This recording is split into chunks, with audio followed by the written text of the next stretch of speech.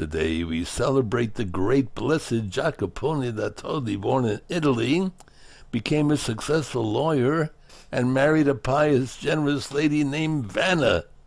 Not from the Wheel of Fortune. We're all the way back in the 1300s. His young wife took it upon herself to do penance because Jacopone was a wild and crazy guy and lived a life of excess. You know what that means. So one day, Vanna, at the insistence of Giacomo, she went to a public tournament and was sitting in the stands, and all of a sudden, whoops, the stands collapsed. Vanna was killed. Her husband was absolutely shaken and even more disturbed when he realized that she was wearing a penitential girdle she wore for his sinfulness. So on the spot, he vowed to radically change his life. He divided his possessions among the poor and entered the secular Franciscan order. Often dressed in penitential rags, he was mocked as a fool and called Crazy Jim.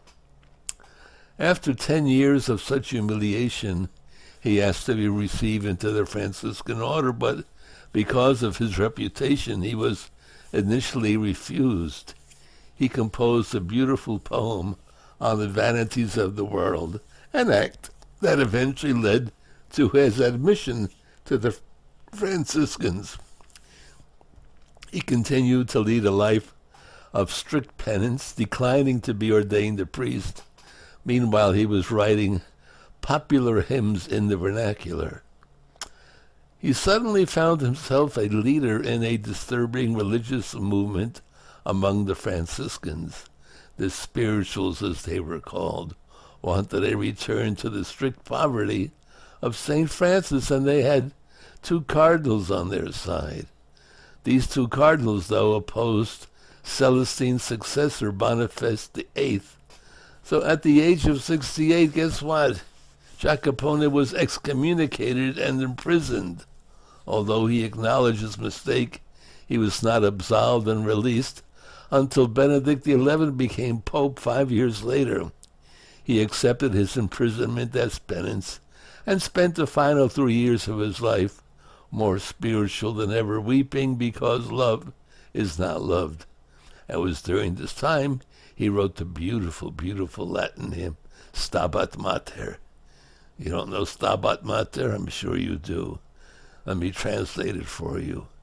At the cross our station weeping stood the Blessed Mother. They got? That's the one he wrote.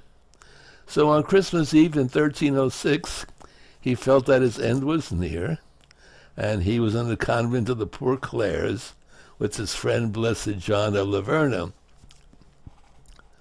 He welcomed Sister Death with one of his favorite songs. It is said that he finished the song and died as the priest intoned the Gloria from the midnight Mass of Christmas. From the time of his death, Brother Jacopone has been venerated as a saint. Well, there you are, huh? He led a life of a wild and crazy guy, saw the penitential chain that his wife was wearing, turned his life completely around, and became a blessed on his way to becoming a saint. Good for you, Crazy Jim. We should all be crazy in the Lord. Blessed Jacopone da Todi. Stabat Mater Dolorosa. Juxta Crucem Feminosa.